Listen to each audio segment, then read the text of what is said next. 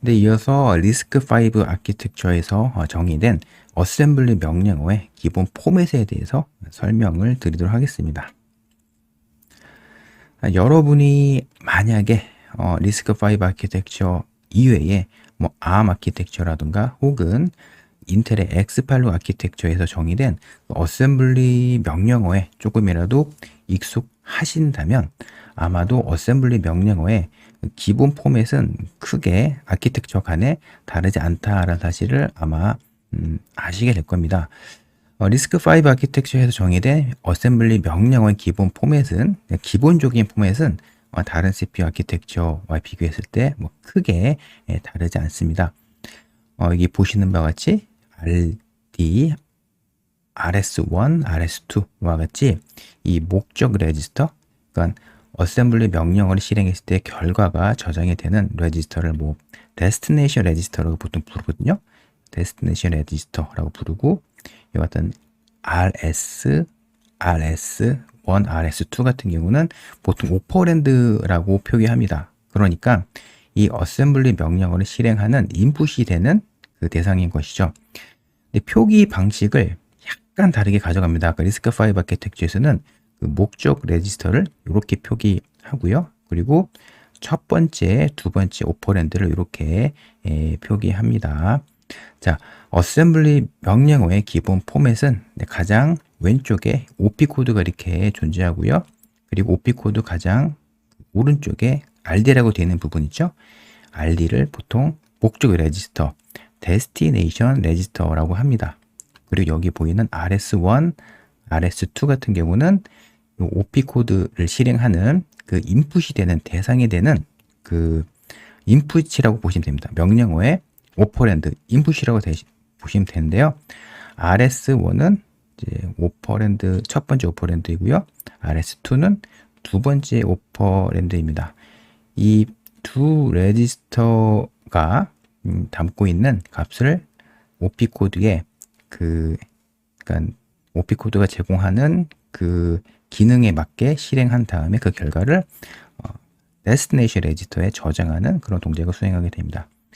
근데 여러분이 이 어셈블리 명령어 기본 포맷은요, 간단하게 익히시고요. 그리고 되도록이면 그 디버깅을 통해서 어셈블리 명령어를 직접 디버깅으로 체험하시면서 각각의 어셈블리 명령어가 실행이 되면 어떤 값이 저장이 되는지를 실제 디버깅으로 파악해 보시는 게 훨씬 더 중요하다고 생각이 듭니다. 한 가지 예시를 들어볼게요. 어셈블리 명령어인데요. 이제 MV는 그 move 명령어인데 여기 보이는 이제 IMM이 immediate입니다. 정수 값이고요. 이 정수 값을 목적 레지스터, RD 레지스터에 저장하는 동작을 수행하게 되고요.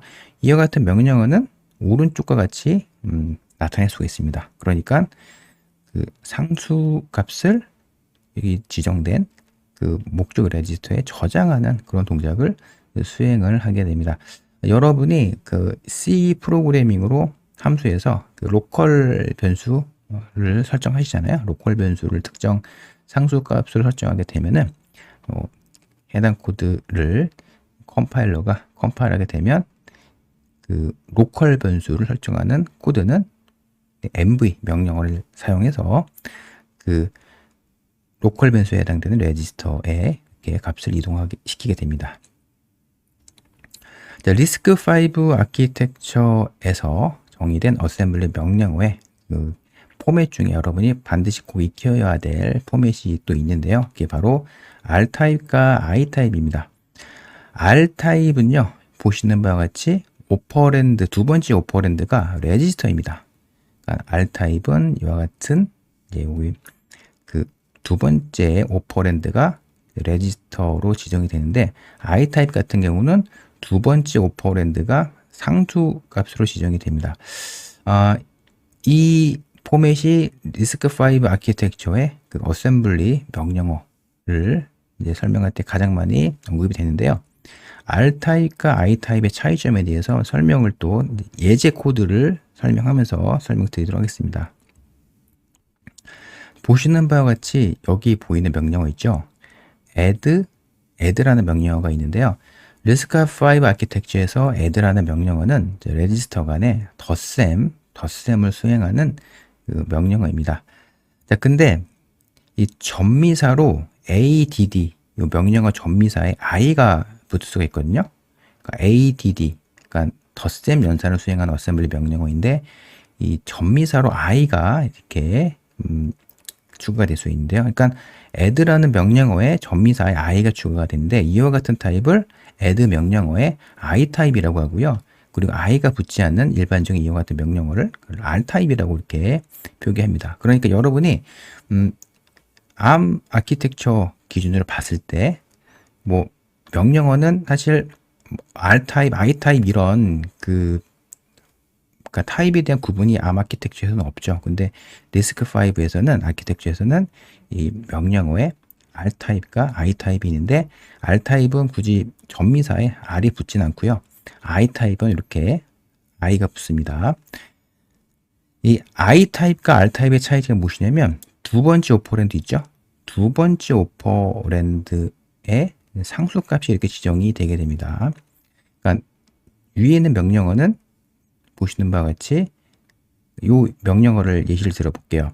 add라는 명령어인데 x20과 x22 레지스터의 값을 더한 결과를 r15 레지스터에 저장하는 동작이잖아요. 그런데 첫 번째 오퍼랜드 rs1과 두 번째 오퍼랜드 rs2가 레지스터죠. 자, 근데 전미사로 i가 붙었습니다. 이 경우에는요, 두 번째 오퍼랜드 rs2가 상수값이에요.